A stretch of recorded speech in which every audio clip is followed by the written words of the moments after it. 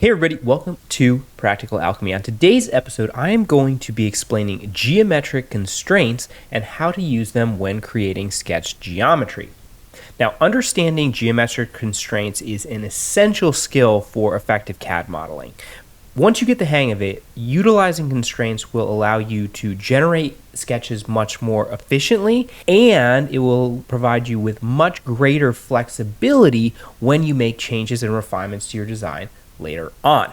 I'm going to be breaking this video down into two segments. In the first segment, I'm going to be explaining what constraints are, and in the second section, I'm going to be walking through the constraints one by one and showing you how to use them. In order to explain geometric constraints, let's jump into a sketch. Now, as I'm sure you already know, the sketch environment is where you are going to be using a series of lines and arcs to create sketch geometry for your part. Let's say, for example, that I am thinking of a specific box, and I ask you to create that box for me in Fusion 360. That seems like a pretty straightforward request, and in the sketch environment, you would start off by drawing a rectangle, which represents the profile of the box. Now, a box is a fairly ubiquitous and malleable shape, so I hope it's obvious at this point that in order to create the box that I'm asking for, you're going to need some additional information, namely, how big is this box?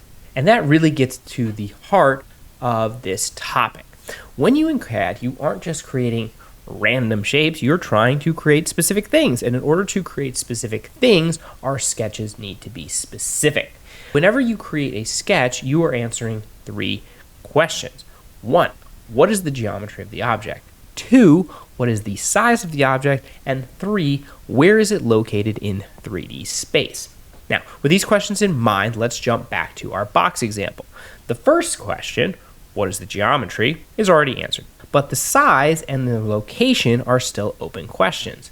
As you can see, I can click and drag on the sides to change both the size of this box and its position in space. In CAD terminology, a sketch entity in this state is referred to as either undefined or underdefined geometry. We need to add additional information to this sketch in order to better define both its size and its position, which you can do in one of two ways. The first and most obvious way to define a sketch is through the use of dimensions. Dimensions allow you to assign numerical values to properties such as length, angle, and curvature, i.e., the diameter or radius of an arc. And we can use dimensions to better define our rectangle. Let's start off by defining the length. So we click up here, and we're going to set that at 3.5 inches. As you can see, now when I click and drag, this object is a little bit less flexible than it was. In other words, it has become more defined. Now let's define our width in the same way. And as you can see, our object size is now fully defined. But I can still move it around, so I'm going to need some additional dimensions to anchor it to a fixed point in space.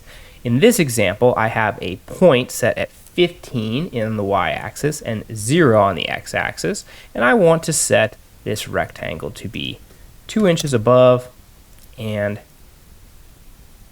1.5 inches to the right. So let's set that quickly, and voila. Now you will notice that when I added that second dimension, that entity changed from blue to black. One of the cool things about Fusion is that it provides visual guidance in the sketch environment to help you determine which entities are defined, black, and which ones still need more information, blue. Now you may be noticing that at this point in the video, I have not mentioned constraints, which is strange because this is a video about constraints, although you may now see them floating up here on the top bar of our sketch toolbar. Trust me, this was all by design. As I mentioned earlier in the video, there are two ways to define our sketch entities. The first is via the numerical dimensions, and the second is via geometric constraints. So now that we've got this primer out of the way, time to answer the big question. What are constraints? Well, constraints are fundamental relationships between sketch entities which define the shape beyond the numerical dimensions. To illustrate this, let's look back at our 3 questions and our box example. We spent the first few minutes of this video answering questions 2 and 3, but we just kind of glossed over question number 1 because the answer seemed pretty obvious. What is this shape? Well, it's a rectangle. All right, fair enough, but let's unpack that a little bit. What's a rectangle? Serious question. What's a rectangle? Put your elementary school geometry hat on and let's break this down. At its most basic level, a rectangle is a series of lines. Okay, good start, but that's not quite enough information. It can't just be 4 lines, they have to be 4 lines that are connected. Okay, now we're getting somewhere. Our 4 lines are connected and we have a quadrilateral. Still not quite enough information to get us to a rectangle, right? We need to have more. Okay, so how do we get from a quadrilateral to a trapezoid? Well, a trapezoid has 2 sides that are parallel to each other. Okay, getting closer. All right, next question. This one's a little trickier. How do you go from a trapezoid to an equilateral trapezoid? Well, to get to an equilateral trapezoid, we have to have 2 parallel sides and 2 sides of equal length, right? Okay, now that's looking a little bit better. How do we go from a trapezoid to a parallelogram? Okay, one more relationship here. We have to have 2 sets of sides that are parallel, which by default would also make them equal length. Getting much closer. All right, now, how do I go from a parallelogram to a rectangle? I need to have 2 sets of sides that are of equal length, that are parallel to each other, and these pairs of sides need to be perpendicular to each other, 90-degree angle. Okay, so hopefully at this point you see where I'm going. We have a nice list of geometric constraints which define what a rectangle is before we add any dimensions to it. And that's really key. When you first start off modeling, the temptation is to just start drawing lines and adding as many numerical dimensions as possible. But the key to really great sketch modeling is to define your geometries as much as you can using constraints before you ever introduce sketch dimensions.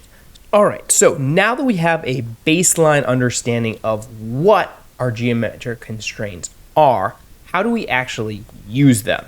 In the next part of this tutorial, I'm going to be showing you how to apply constraints, and in fact, we are going to start off by making our rectangle from scratch. So let's finish out this sketch and let's start a new one. So I'm going to create a new sketch in the top plane, and let's start off with 4 lines. And I'm intentionally going to place them randomly on the screen. Now, let's start working our way through our list. First constraint is horizontal and vertical, which seems pretty straightforward, right? This is going to define any line as either being horizontal or vertical. Now, there are a few different ways in which you can apply dimensional constraints. Number 1 is to click on the entity first, and with it highlighted, you can now come up to the top bar and click on the constraint. The second way is to select the constraint first, and with the constraint active, you can now hover over your geometry and click to apply. But you can see now that I have applied this constraint, it shows up as a grayed out box near the object. If I want to remove this constraint, I have a few options here as well. I can click on it and hit the delete key with it selected. Alternatively, I can right click, and with the wheel menu, I will go over here to delete. All right, so those constraints are now removed. The third way in which you can apply constraints is by essentially constraint snapping. So as you can see, when I click and drag this point here, this line is going to automatically snap to the horizontal vertical constraint as I approach the vertical in the viewport. The next constraint that I want to talk to you about is the coincident constraint. So the coincident constraint essentially constrains one point to one other location in space, whether that be an endpoint or a line. If I click on this endpoint, shift and click on this one and hit coincident, you can see that those points come together to a single point. I can also click and drag, and you can see here that as I get close to this line, there's a little X on top of it, and that means that this endpoint will now be constrained to this line. Still got some flexibility to it. As you can see, I can click and drag this around, but this endpoint will stay attached to this line. Now, I will say that the coincident constraint works a little bit differently than the other constraints because it does not hover and show up by default, mostly because it would be very difficult to see your workspace once things start to get very busy. If you want to see and potentially remove that constraint, you just click on it, endpoint, and then now I can come back in and delete to remove. So I've got 2 points that are constrained together, and so now I'm going to go through and constrain all my corners. As you can see here, that X that is active when I hover changes into a square once I hit a point. So X will constrain to a line, and a square denotes a coincident constraint of a point to a point. And as you can see here again, there's a few different ways that I can apply that. I did some clicking and dragging. Here I'm going to select the coincident constraint first, and then I'm going to select the 2 endpoints. All right, we're going to skip over this one for a second and go to equals. All right, so the equal sign basically says that 2 entities will be of equal length. So for example, I can now take this line here, shift and hold, and select this line here, hit equals, and they are now going to be equal length. So as I drag this point up, no matter what else happens in that viewport, this line and this line will always be the same length. You can actually use this same constraint for circles and arcs as well. So for example, if I have 2 circles here, and I shift click on both of them and hit equals, as you can see, as I change the diameter of one, the other will change in kind. And constraints aren't just limited to 2 objects. You can add additional objects as well. So for example, if I have 3 circles that I want to be equal, I can constrain 3 of them together. And I can actually come back in, add another circle, and add an equal constraint here, and they will still be constrained together. All right, let's get rid of those circles. I only need one of them for later. All right, the next constraint that I want to talk to you about is the parallel constraint. You apply it to any lines and they will extend infinitely into the same direction and never intersect. So I've got these 2 lines that are equal to each other, but they are at different angles. So I am going to set them to be parallel to each other. And as you can see now, no matter how I change the angle of this shape, these 2 lines will always be the same length and they will always stay parallel to each other. All right, great. Now before I go on to the next constraint, I want to show you something. I've got a parallel constraint on these 2 lines, and as you can see, I have created a parallelogram, but I have not actually constrained either of these lines. I haven't said that they would be parallel. It is just the nature of the geometry. So what would happen if I went in and added a parallel constraint here? Add a constraint here and here. And as you can see, I got an error pop-up. And that error pop-up, let's do it one more time just so you can see it, says this geometry is over-constrained. All right? Adding a constraint in that location is unnecessary because the geometry is already locked. There is no way for me to change the parallel nature of these 2 lines if these 2 lines are both parallel and equal to each other in length. Again, just going back to basic geometry, but the point of what I was trying to show you there is that the CAD program will not allow you to over-constrain an object. right? You can't add more or unnecessary or superfluous details when you are applying constraints. All right, now, last constraint here. I've got a parallelogram, but I'm trying to get to a rectangle, right? So, how do I do it? Need to define this angle. Again, I don't want to do it with a sketch dimension. I have a constraint specifically to define things as perpendicular. So, I'm going to click here, and I'm going to click here, and apply a perpendicular constraint.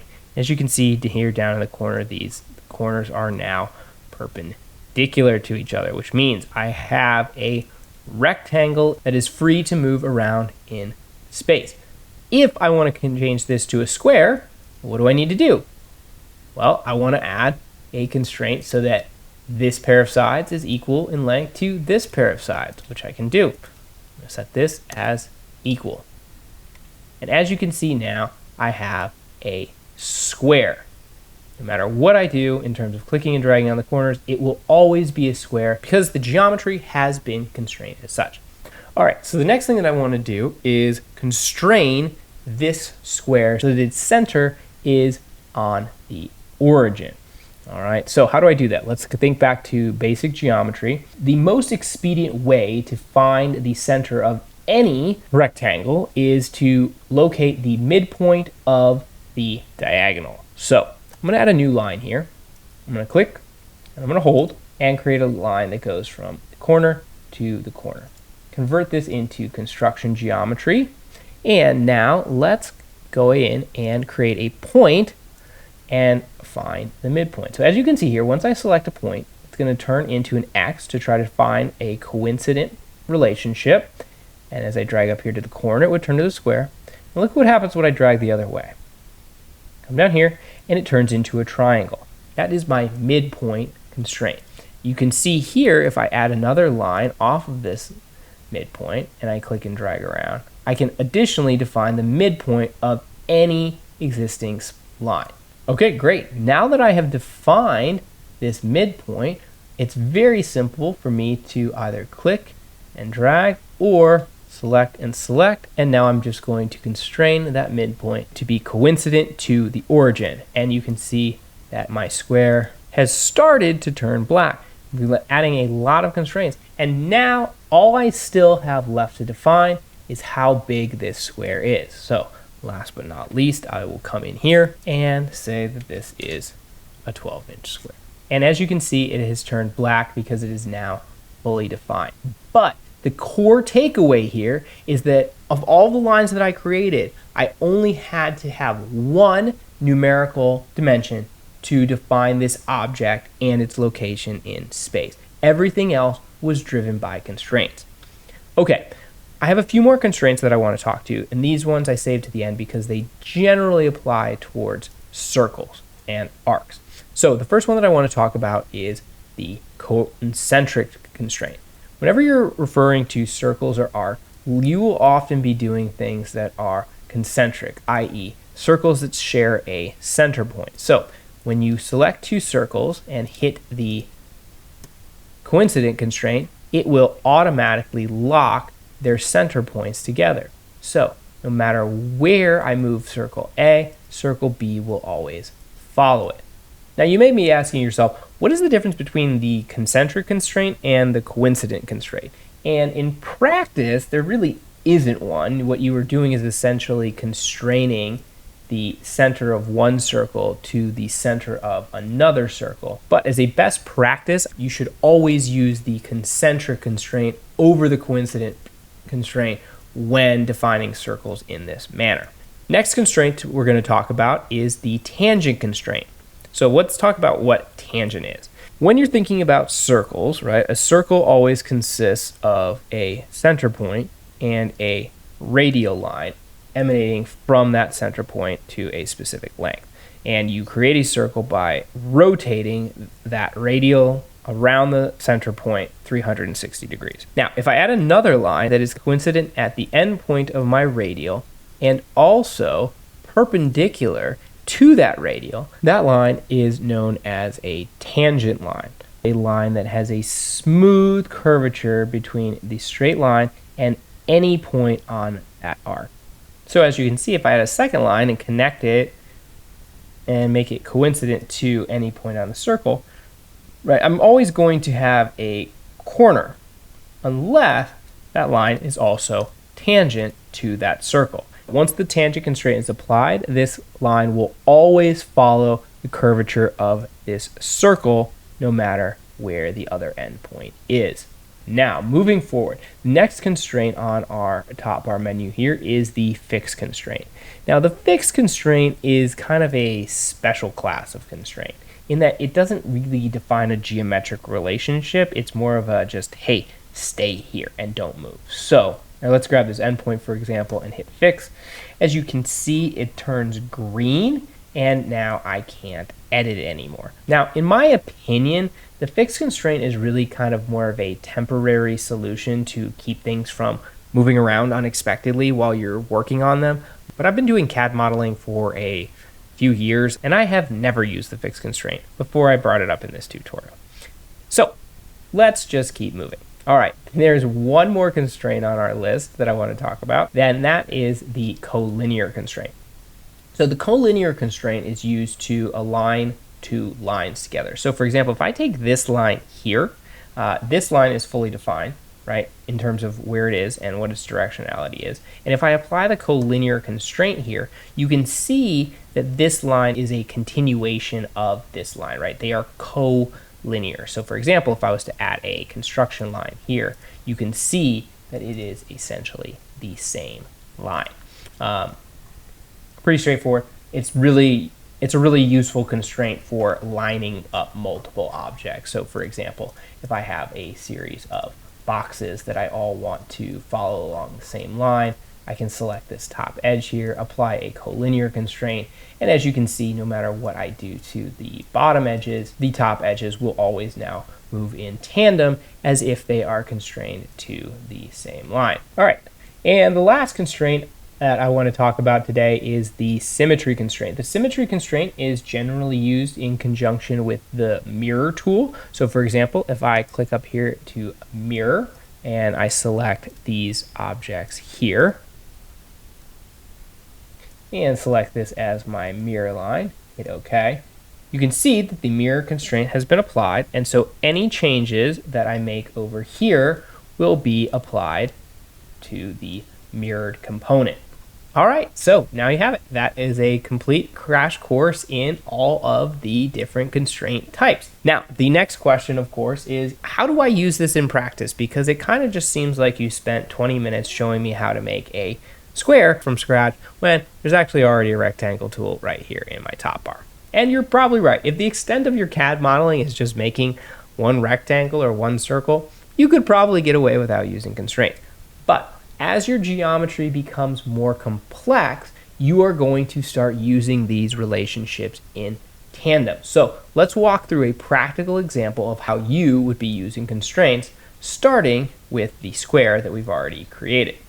All right, so for this example, I have mocked up a key, and I specifically designed this key in order to allow me to illustrate a lot of different constraints in practice. So I'm going to be walking you through my design process and showing you the constraints that I used. The first feature that I want to call out about this key is the rounded corners. Now, I know that they are going to be tangent here, and it is a square corner, which means that it's equal lengths on this side and this side. So how do we get the equal lengths? Well, what we're going to do is I'm going to constrain the center of this circle to this midsection line, because this is a square, so this line will also by default be on the square. Next thing that I'm going to do is I need to somehow connect this circle to the edges of my square. So I'm going to add a tangent constraint here. And I actually don't need another tangent constraint. I know it's going to be tangent because I've already placed it on the square. So I only need one tangent constraint. And in terms of size, what I want to do is I actually want to make sure that this is a line about halfway through this box. So if I break this in half, I want it to align halfway through there. So what I can do is I can drop another center line from this midpoint to this midpoint. And I'm going to convert that to sketch geometry. Let's move this over here so it's out of the way.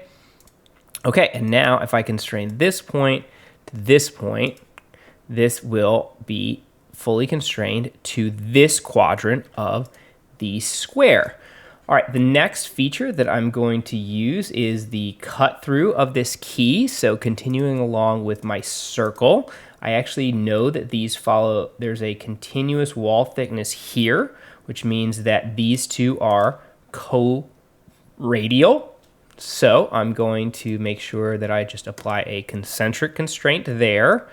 Okay, and as you can see, that is going to be that size, and that's actually going to extend all the way to the center line. So I'm going to take a line. So I'm going to draw a line from there, and then I want to constrain this point to be coincident to this circle.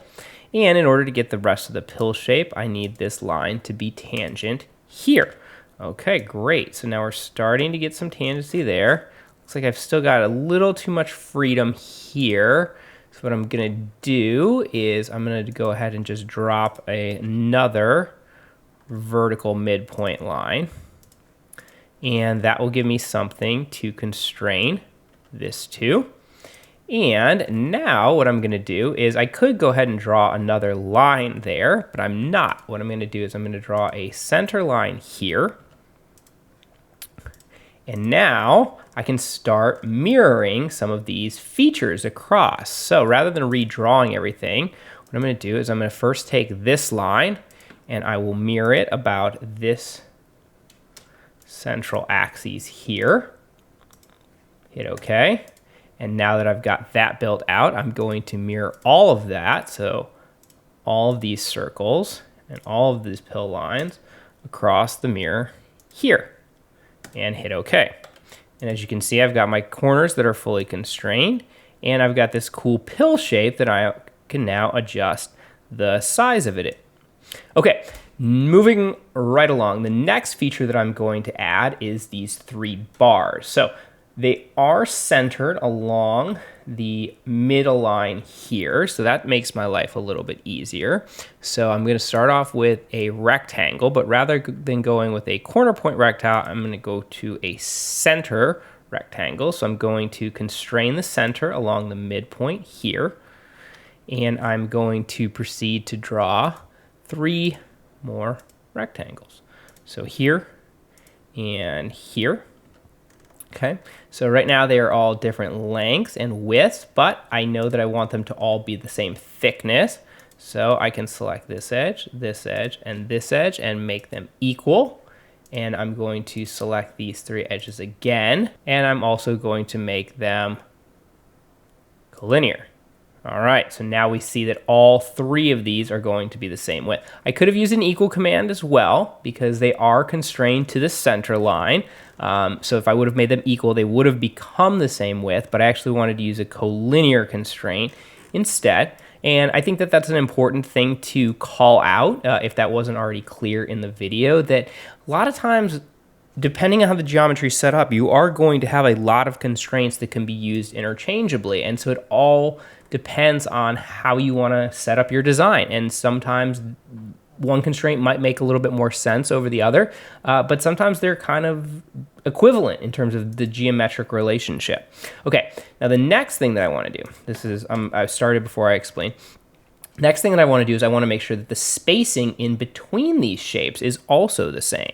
So to do that, what I'm going to do is I'm actually going to drop a line here to here. And then I'm going to drop another line from here to here. And then I'm going to select these 2 lines and make those equal. So now you can see that while I can change the thickness here, and I can change the overall size here, I can play around with that relationship without having to put in all of those numerical dimensions. I'm going to change these to construction geometry so that I can see them. Okay, now the last thing that I want to show you with these 3 shapes is they are still floating around a little bit.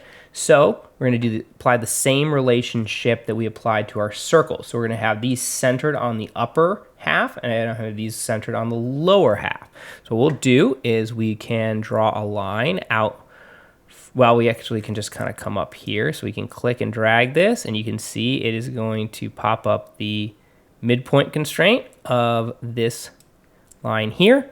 And so now those are becoming a little bit more constrained. But again, you can see I can change the thicknesses here, and I can change the thickness of the gap to find and play around with different designs. So I've still maintained a level of flexibility in terms of exploring the design until I really start to lock it in. All right, so the next thing that I'm gonna do is build out the mechanism of the key. So what I know here is I'm gonna start off with a rectangle, and that is going to be centered above the other rectangle. So what I can do is I can make a rectangle with a center point here.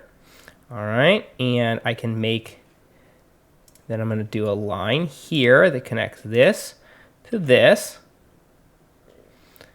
And I'm going to make this vertical. So now I'm going to know that these two center lines are going to be the same. Again, that may not be the right dimension to use. There's other ways to constrain that. I could have created two center lines and made them collinear. In fact, I'll do that. Let's just go ahead and do that. Let's delete this. I'm going to show you. Another way to do that would have been to draw a vertical center line across my rectangle here. Turn that to construction geometry just so it doesn't get confusing. All right, now I'm going to select this line and make them collinear. All right, and now I can drag this point down to be coincident to this edge.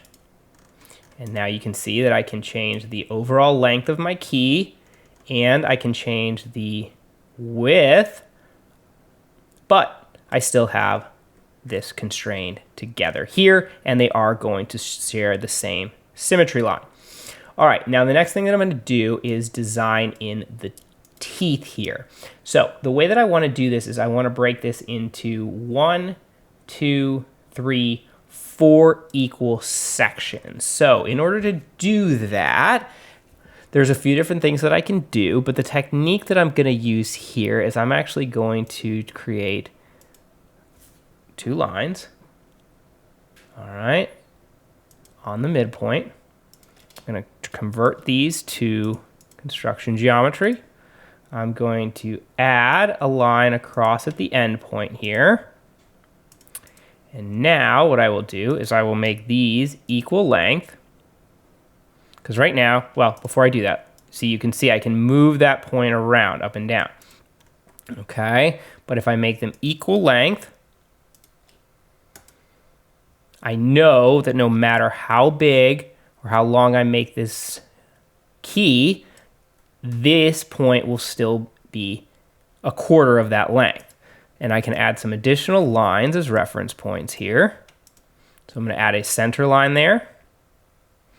And I'm going to convert that to construction geometry. And then, all right, what's the last thing that I need to do? Well, I don't need to draw another line here. I can take my mirror command and I can mirror this line across the center line here, hit OK.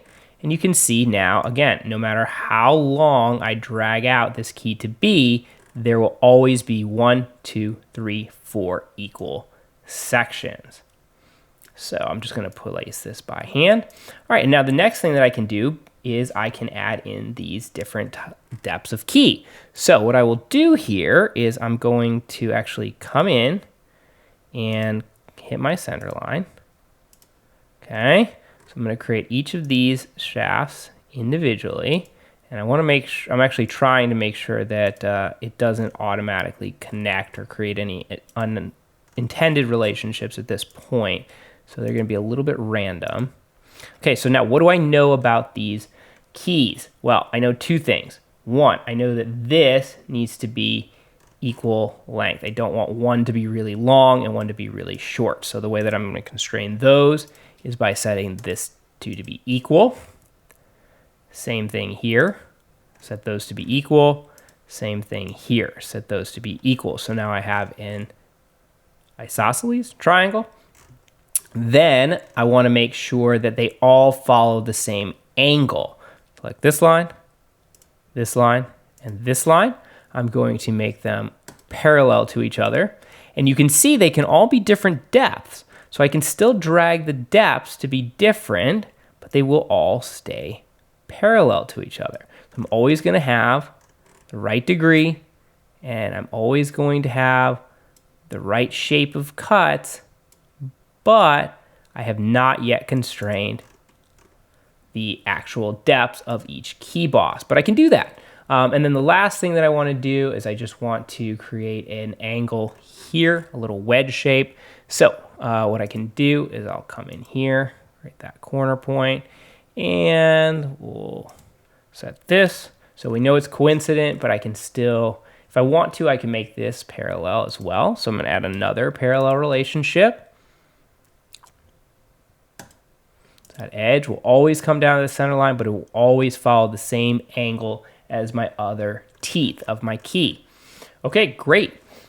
And then the last thing that I'm going to do is I'm actually going to add this little key groove, and I want that to be centered along this half of the rectangle. So how do I do that? Again, remember back when we were talking about our square. The way that you find the center of a rectangle is to find the midpoint of the diagonal. So I'm going to strike a diagonal line here.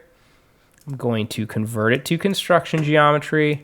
Then I'm going to add a point at the midpoint of that line. And now when I come in to create my rectangle, I'll use a center rectangle. I will constrain the center to there, and I will constrain the end to the end of this key shaft. All right, so I know there's a lot going on, but the main takeaway here is that at this point, I have added a lot of geometric constraints to this key, which allow me to explore different lengths, different widths, different styles, but I have constrained it such that I can make these changes, I can make these edits with one, without breaking it, and two, without adding a lot of numerical constraints. I can add those at the end, but at this point, what's really important to me is that the geometry is set up correctly and constrained correctly. And then the last thing that I'm going to do is define some of those final dimensions in terms of the overall length, the depth of the key teeth, right? The size of the cut through hole here. And then, this last accent element in terms of these different grooves. Beyond that, it's all been well defined. All right, and from there, once you've got that sketch, you can just start modeling. So you can start adding some extrusions here and really start to build out your key. Fast forwarding a little bit there and adding a few chamfer details at the very end. All right, everyone, that brings me to the end of my tutorial on geometric constraints.